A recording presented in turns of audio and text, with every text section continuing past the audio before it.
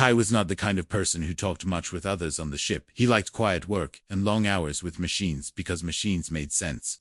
But something was wrong in the lower deck. Every night around the same time, a scratching noise came from the walls. It was soft at first, like nails brushing metal. Then it grew louder, like something crawling inside the panels. The other workers said it was rats, or loose wires, or maybe air pressure leaks. They laughed and told him to stop acting like a scared boy, but Kai had lived on ships since he was a kid, and he knew the sounds of rats and wires. This was not that this sound felt different, it was alive. He started staying late in the storage bay, pretending to do repairs. The ship was old and full of hidden places, but there was one panel that always caught his eye. It sat low on the far wall behind crates of metal parts. Most people passed it without a second look, but not Kai. The panel had scratches near the edges, as if something had been pulling at it from the inside. One night the noise came again, but it was right behind that panel. He stood still, holding his breath as the scratching slowed, and then stopped. He moved closer and touched the panel. It was warm, not like the other walls, and the warmth was pulsing like something breathing. His heart beat faster, but he did not run. He whispered, "Hello." No answer came back, but he felt like something was listening. He leaned closer, then a soft thump came from the other side, and the panel shifted just a little. The next day he looked at the ship's blueprints. He searched the maintenance logs and old repair files. There was no record of that panel, no door, no hatch, no system behind it, just empty space. But he knew what he felt, and he knew what he heard. He printed a copy of the deck plan and marked the spot.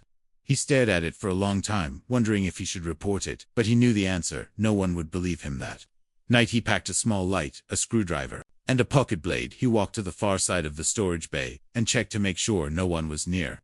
Then he pulled the crates aside and sat down in front of the panel. The ship creaked around him, and the lights flickered low. He touched the panel again and whispered, "I am not here to hurt you." Still no answer, but he felt the same warm pulse under his fingers. He took the screwdriver and began to loosen the bolts. It took time, because the screws were old and covered in rust. His hands shook a little, but he kept going. One by one the screws came out. Then he pulled gently, and the panel opened with a soft groan of metal behind. It was a narrow hole, just wide enough for a person to crawl through. Dust floated in the air, and something smelled faintly like mold and oil. He turned on his light and aimed it inside the tunnel, stretched ahead in the dark. Tiny scratch marks lined the floor, and sides a broken toy lay near the entrance. It was not human, a small cloth doll with arms and glassy eyes. He swallowed hard and took a breath. Then he slid inside. The air was dry and thick. He moved slowly, careful not to make noise. The tunnel bent slightly and led deeper into the ship. Every few steps he saw more signs: a blanket torn and dirty, an empty food pack with strange symbols, hair strands, long and silver, stuck to the wall. Then he saw it. A shape at the end of the tunnel, small, thin, and still. He stopped and raised his light. Two green eyes blinked in the dark. The figure crawled back with a hiss, but not fast enough. Kai could now see it clearly. It was not a rat, not a machine, not a trick of light. It was a girl, but not human. Her skin was pale with a shimmer like soft metal. Her hair long and tangled. She wore scraps of cloth tied into makeshift clothing. She looked scared. So scared Kai raised his hands and spoke gently. "It is okay. I will not hurt you." She said nothing, but her eyes stayed locked on his face. Then she moved. She crawled closer, very slow, very careful. She stopped just a foot away and looked into his eyes. Her lips parted, and in a whisper almost too soft to hear, she said one word: "Help." Kai sat alone in the storage bay, staring at the open panel, where the alien girl had disappeared into the shadows. Again, his heart was still racing from the night before, but he knew what he had seen was real, not a dream, not a trick. She was there, alive, afraid and hidden. Next morning he woke early and skipped breakfast. His hands trembled as he downloaded the full ship blueprints from the archive terminal. He opened the files and searched a section where he had found the hidden hatch. But there was nothing. No tunnel, no passage, not even a mention of an access panel in that area. Just solid structure. Steel wiring, insulation, empty. He traced the map with his finger again and again, but the result was always the same.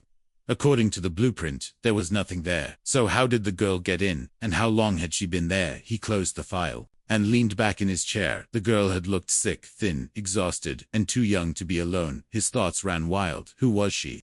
Where did she come from? How did she get inside the ship? And more importantly, why was she hiding? Kai took a ration pack and a bottle of water, then returned to the hatch just before lights out. He slipped past the cameras, using a blind spot near the maintenance lockers. Once inside the storage bay, he closed the door and moved the crates. He knelt in front of the open panel and whispered, "I brought food, I brought water. You do not have to come out. I will leave it here." He placed the items inside the tunnel, then sat down and waited. Minutes passed. Then a soft sound came from the dark, shuffling, cautious. She peeked from the shadows, her green eyes glowing faintly, as they locked onto him. Again slowly she crawled forward, her fingers touched the water bottle first. She sniffed it, then took it carefully. Her thin lips drank with shaky hands. Then she opened the ration pack, and took a small bite. She chewed slowly, watching him the whole time. Kai smiled gently, and nodded. She looked unsure, but did not run. After a while she placed her hand on her chest. "Luma," she said softly. "Luma." Kai pointed to himself. "Kai," he said. She tilted her head, then reached into a small pouch tied around her waist. She pulled out a small device. It was broken. Wires hung from its side and the screen was cracked. She touched it, and a small light blinked twice, then it died. Leaned forward. "Do you want me to fix it?" he asked. Softly Luma hesitated, then handed it to him. He turned the device over. The tech was alien, not something he had ever seen before, but some parts looked simple. Power node, signal wire input sensor. He would try. He had to. This was his only way to learn more. He looked back into the tunnel. "You can stay here. I will not tell anyone. You are safe," he said. Hema gave a small nod, then pulled back into the dark. She wrapped herself in a thin blanket and curled up against the tunnel, while Kai crawled back out. He closed the panel and covered it again with crates. Then returned to his room and began work on the device. He cleaned the parts, repaired a few broken circuits using spares, and charged the power cell with a portable source. It took hours, but finally the screen blinked once. Then a symbol appeared. Was a map, not of the ship, but of something else, a system of tunnels, escape routes, symbols he could not understand. But one thing was clear: the girl had not just been hiding, she had been running from something. The next night he returned with the device. He showed it to Luma, and her eyes lit up. She touched the screen, and more images appeared. One showed a room with cages, another showed men in uniforms, another showed a logo. Kai knew that logo. It was from the Colony Council. He pointed to it. "They?" he asked. Luma looked away, then slowly nodded. She drew a line across her neck. With her fingers his stomach dropped. The council had done something bad, something to her people, and she had escaped. But why was no one talking about it? Why did no one else hear the sounds? He stood up. "I will find out," he whispered. Luma watched him with wide eyes. She reached out, grabbing his hand. "Please," she whispered again. "Please." Kai gave a firm nod. He was just a technician, just a man who fixed pipes and wires. But now he had found something no one else dared to see, and he would not look away. The ship drifted silently through the stars, while life above moved as usual, but below, in the dark, forgotten tunnels, something breathed, something watched, and something waited. Kai returned once more to the hatch, where Luma hid the small alien girl, who should not have been there, the girl the council wanted gone. His hands held another food pack, and a small thermal blanket he found in the unused medbay. He knocked gently on the side of the panel, then pushed it open, and crawled inside. The narrow tunnel greeted him with cold air and silence. He moved slowly, whispering, "Luma, Luma, I brought something for you." The tunnel curved left, then right, then opened into a small space, made from old parts and torn wires. There she was, curled up and shivering. Her silver hair spread over the blanket like spilled light. She sat up when she saw him, her eyes glowing green in the low light. Her thin arms reached out for the food as she mumbled thanks in a quiet, broken voice. Cliff placed the blanket over her shoulders and smiled. She tried to smile back, but there was fear behind her eyes. She kept looking past him, toward the tunnel. He turned his head. Nothing was there, only shadows. He asked if she was okay. She pointed to the wall and whispered soft words in her own tongue. He sat beside her. Luma took a small stick and started drawing symbols on the tunnel floor, lines, shapes, little stars. And then faces. One face looked like her, another looked like a man in a uniform. Then came a cage, then fire. Then darkness. Guy understood she was showing him a story. Her story. She pointed at her own drawing. Then to the cage, then to the flames. She drew others like her, then crossed them out, one by one. She looked into his eyes, and said few words in broken English. "They took us, we were small. They hurt." She paused. "We escape only." Mikai felt his chest tighten. She had been hunted. She had seen things no child should. And she had survived. He wanted to ask how she got inside the ship. She pointed at the vent behind her, small, hidden long. She crawled through it, from the deep parts of the ship, where no one dared to go. Kai pulled out a small translator device he had borrowed from the engineer bay. He gave it to Luma, and showed her how to speak into it. It crackled, but what Tuma said. More now. She told him there was a lab deep under the ship, not on the map, not in the files, hidden from the public. There they kept others like her, but something happened, a fire, an alarm. She escaped during the chaos. Did not know if the others were dead or still trapped. She had only survived because she found the hatch. And now she was afraid they would come. Agenka asked who they were. She whispered, "Men in white." Bad Men Council. The word council made Kai feel cold. They were supposed to protect, not harm. They were leaders, not monsters. He asked if she could show him the lab. She nodded, but looked unsure. She drew another map. This one showed the lower engines and waste systems below. That's something hidden. A black box. The lab. Kai had never been that deep. Most people never had a reason to go there. Too dangerous, too restricted. But now he had a reason. He made a plan. He would go during cleaning cycle. Most of the crew would be resting. The sensors were light during that time. He would wear a tech suit and pretend to fix something. Luma gave him a small charm from her pouch. It was smooth, round metal, with a strange symbol etched into it. She said it was from her family, a sign of trust. He promised to keep it safe. As he crawled out of the tunnel, he turned to look at her. She was already fading into the shadows again. Only her eyes remained, watching, hoping, waiting. He covered the hatch and placed the crates back, then walked to his room. His mind raced with questions. What was in that hidden lab? Why was the council hiding it? And how far were they willing to go to keep it secret? He could still hear the strange sounds in his memory. Not rats, not machines, but something alive, something that should not have been belonged. Yet there, it was a girl, a story, a secret too big to stay hidden forever. Kai turned off the lights and sat in silence. Outside, the stars blinked like quiet watchers below them. The truth waited in the dark. The next day, Kai walked through the ship like everything was normal, but nothing felt the same. Every face he passed looked different. Every word spoken around him sounded strange. He kept thinking about Luma, about her glowing eyes, her broken words, and the drawings she made in the dirt. He knew now something was wrong with his ship, and the council was hiding. Eth made his way to the technician station and waited for his shift. When no one was looking, he accessed the ship logs through the back terminal. He searched for anything about hidden labs below the engine deck, but found nothing. Then he used the bypass code he had created months ago and dug deeper. A folder appeared, with no name, just a string of numbers. He opened it, and his screen filled with restricted files labeled Echo Protocol. He opened the first file and saw a photo of a creature in a metal cage. It was small, thin, with pale skin and silver eyes, just like Luma. The document said Specimen 7. Non-compliant language, unknown subject shows heightened sensory response and regenerative traits. Guy opened another file. This one had a list 12 subjects captured from the ruins of planet Earth, all labeled as higher-risk biological entities, 6 marked as terminated, 5 marked for transport, 1 marked as escaped. His hand shook as he read the notes. They called her an escapee. They called her dangerous, but she was just a girl. He scrolled further and found a map. It was not a standard ship layout. It showed tunnels and levels below engineering, far below any part where normal crew worked. The lab was real. It was hidden and cut off from the ship's official systems. The worst part, the last report said the council ordered the project shut down. After a leak, they sealed the lab, but never reported it to the ship's population. They left the others down there. They buried the truth. Kai closed the files and backed out of the system. He wiped his search traces and left the station.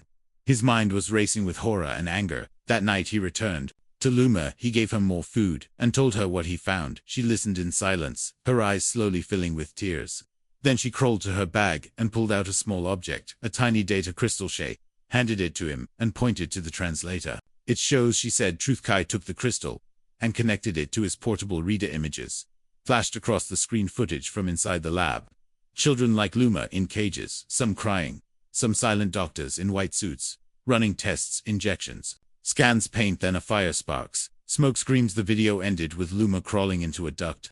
The timestamp matched the day the council sealed the lab. She had escaped through the flames alone. Kai sat back against the wall, feeling cold. He could not understand how the council allowed this, how the crew above laughed and ate while children suffered below their feet. Luma reached out and placed her hand on his help. She whispered, "Others still there?" He nodded slowly. He had to do something. He could not just walk away, but how? He was only a tech worker, no weapons, no command clearance. Then he had an idea. The waste vents. They connected to the lowest levels and were rarely checked. If he could get inside, he might find the lab. He told Luma the plan, and she nodded with hope in her eyes. The next day he stole a maintenance pass from a locker, then waited until lights out. He wore a cleaning suit and carried a toolbox. If anyone stopped him, he would say he was repairing a leak. He moved quickly, avoiding cameras and guards. He reached the waste vent hatch and opened it. Using the stolen pass, a gust of warm air hit his face. The tunnel was dark and foul, but it was the only way. He climbed down step by step, deeper and deeper into the ship. The metal walls turned old and rusted. Wires hung like vines. Pipes hissed with steam. Then he saw Itador, big, sealed. marked with a red handprint and warning signs in 5 languages. He took a breath and stepped closer. The truth was behind that door, and he was not going back without it. Kai stood in front of the red handprint, painted on the rusted metal door, and the air felt heavier down here, like the ship itself wanted to bury this place forever. He pressed his hand against the panel beside the door, but it did not open. There was no power, no welcome, no system ready to scan his ID. Only silence and cold steel. He dropped to his knees and opened the toolbox. Inside he had packed a portable power core and a small override chip. If the lab door still used any old circuits, he could force it open for a few minutes. His fingers moved fast, connecting wires, cutting through old locks, bypassing dead signals. Then a light blinked once on the panel. Then again, then green. The door groaned and hissed as it slid open only halfway. Kai squeezed through and stepped inside. The room was dark. The air was warm and smelled like ash and oil and something else, something that made his skin crawl. He turned on his flashlight and pointed it forward. Rows of glass pods lined the walls. Most cracked, some broken, all covered in dust. Inside some were old remains, bones wrapped in strange fabric. Others were empty with scratch marks on the inner walls. Kai stepped forward, heart pounding with every step. He had seen the files, he had seen the video, but this was real. This was death. He moved deeper past the pods, past the metal beds, past the control room with shattered monitors. Then he found it, a console still faintly glowing with power. He wiped off the dust and touched the screen. Echo Protocol Level 5 clearance. He used the stolen code from the crystal Luma gave him, and the screen unlocked more files.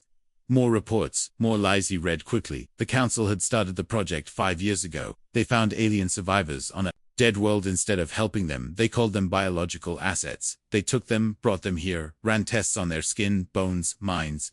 They wanted to create new tech from their biology, faster healing, stronger muscle sensory boosts. The tests failed, many died. The Council decided to erase the evidence. A fire broke out during the process. Records say all specimens were lost. Project closed.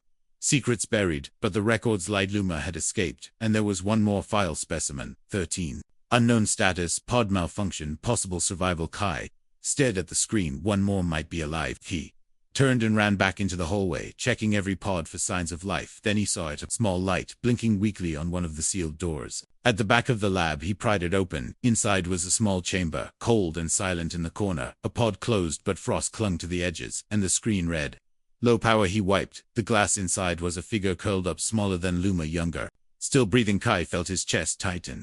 He opened the pod carefully, and warm air rushed out. The child stirred, but did not wake. Still alive, still waiting. He wrapped the child in his coat and lifted them into his arms. Then the hallway lights flickered. An alarm buzzed, low and distant. They knew someone had triggered a response. They were coming. Kai ran through the tunnels, retracing his steps up through the vent. His back ached and his breath burned, but he did not stop. He reached the hatch, pushed it open, and slipped inside the storage. Luma was there waiting. Eyes wide with fear, she ran to him and helped lower the child onto a blanket. We need to go now, Kai said, as he shut the hatch again, but Luma shook her head. Others, she said. We fit. Stared at her. She was no longer the scared girl he had met days ago. Now she looked ready, strong. The ship above still moved in peace, but below the truth was waking, and Kai knew this was only the beginning. The storage bay was silent, except for the slow breathing of the rescued child, who now lay curled beside Luma, on a pile of soft blankets, and Kai sat beside them, heart pounding as the truth pressed down on him, heavier than ever before. The Council knew something had been disturbed. The red lights that flickered deep below were not part of a system error. They were part of a lockdown. Something had alerted them, and Kai knew time was running out. He leaned toward Luma and whispered the plan. There was an old cargo escape pod hidden behind the outer supply chamber, used only in case of deep space cargo failures, and most believed it was decommissioned, but Kai had seen it once years ago. During a reroute check, if they could reach that pod, they could leave the ship unnoticed. Luma looked down at the child and then back at Kai. She nodded, but her eyes were full of worry. She pointed to her own chest, then made a small wave motion toward the hatch. Others still there, still trapped. Kai placed a hand on her shoulder and spoke with a calm voice. We come back. We must go now, or none of us make it. She hesitated for a long second, then nodded again. Kai packed food, water, a heat capsule, and the data crystal into a small satchel. He wrapped the child in a thick coat and picked them up in his arms. Luma followed close behind, silent and quick. They moved through the holes, using the blind spots Kai had memorized from his maintenance work. Every hallway, every vent, every loose panel was part of the map in his mind, but something felt different now. The ship felt colder, Guards moved faster, eyes seemed to follow. They ducked behind crates. When a patrol passed near the supply core, the guard stopped, sniffed the air, then walked away. Luma held her breath, while clutching Kai. Minutes later they reached the sealed bulkhead, near the old escape pod. It was rusted and blocked by crates that had not been moved in years. Kai placed the child down and began shifting the boxes. One by one, the sound was low, but not silent. Luma stood watch, holding a metal rod in case someone came. The last crate moved, and the panel behind it showed a keypad. The power light was off, but Kai had a portable charge cell. He connected it to the panel, and waited. The keypad blinked. He entered. The old code wrong. He tried another wrong. He took a breath and tried the third click. The door opened with a heavy hiss, and the old pod sat inside, covered in dust, but intact. Kai stepped in and began the pref-light boot. The screen flickered but came to life. It would fly not far, but far enough to escape the ship and call for help. Luma carried the child inside, and placed them in the rear seat. Kai turned to close the door. Footsteps loud fast coming their way. Luma pulled Kai inside, and the door slammed shut, as the first shout echoed down the hall. Stop right there. The pod shook as something hit the outer shell. But the system was live, and Kai hit launch. The engines rumbled weak but steady, and with a burst of gas, the pod shot from the side of the ship into the void of space inside. All three sat in silence, as the stars spread around them. Kai turned to Luma, and handed her the data crystal. She took it, and held it close. We show them, she said softly. Truth. Kai nodded below them. The ship grew smaller, and the dark secrets it held no longer slept in silence. The council would search, they would deny, they would erase, but now there were witnesses, there was proof, and there was a girl with glowing eyes who had survived. When no one was supposed to, the pod drifted toward a nearby signal beacon, and Kai activated the emergency distress call.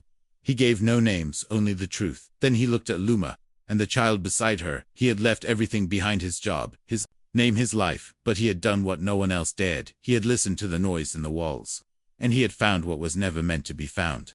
The escape pod floated through the silence of space with its lights dim and systems on emergency power, and inside, Kai watched the stars pass by with Luma sitting beside him, holding the child close, and their warmth, shared in the cold metal shell, felt stronger than any fire. The distress beacon had been activated, and now all they could do was wait, and hope someone would answer before the pod lost power. Completely. Time passed slowly, as Kai thought about everything that had happened, from the first strange sound in the wall, to the files he had seen, and the truth he now carried inside a small data crystal that rested in Luma's lap. It was not just information, it was the voice of the forgotten. It was the proof of pain hidden by the powerful, and it was the key to ending the lies. A soft beep filled the pod. Kai turned to the screen, and saw a signal blinking from a nearby patrol ship. Not part of the Colony Council, not part of the old fleet, but something independent. He opened a channel and spoke with a steady voice. This is Technician Kai from the colony ship Helix 3. We have escaped from unauthorized research containment, and carried 2 alien refugees, and evidence of a covert project called Echo Protocol, requesting safe pickup and full witness protection. There was a long pause before the voice responded, calm and clear. Understood. Pod location locked. Approaching for recovery. Prepare for boarding. Minutes later, the patrol ship docked with the pod, and the door opened with a hiss as armed officers in blue armor entered. With scanners drawn, Kai raised his hands and stepped back, while Luma clutched the child tighter. But the officers gave a signal for peace. We are not here to hurt you, one of them said. Show us what you brought. Kai handed over the data crystal, and explained everything. From the secret hatch to the hidden lab, from the escaped child to the sealed files, and the living proof that still breathed beside him. The officer took the crystal and placed it into a secure device, and as the images played across the screen, silence fell over the group. The lead officer looked at Kai and spoke softly. You just exposed a crime that could shake the council to its core. Kai said nothing. There was nothing else to say. They were brought aboard the patrol ship, and given medical checks. Luma was weak but stable. The child would live with care. Kai was offered a place in witness security, but he refused. I want to speak, he said. I want to tell everyone what I saw. The patrol captain agreed. Within hours, the footage was transmitted to a network of independent colonies and rebel outposts. The images of caged children and broken pods spread like wildfire across every sector. People watched in horror as the truth unfolded. The council denied everything. They called it fiction. They called Kai a traitor, but others had questions. Old reports that no longer made sense. Families who had lost someone without explanation. Crew members who remembered rumors of missing shipments and sealed doors. Protests began in the outer colonies, then in the inner rings, then on Earth. Whispers turned into voices. Voices turned into roars. Luma appeared in a live broadcast, her eyes wide and glowing as she stood beside Kai. She spoke through a translator, but her words cut deep into the hearts of those who listened. They took us, they hurt us. He found us, the people listened.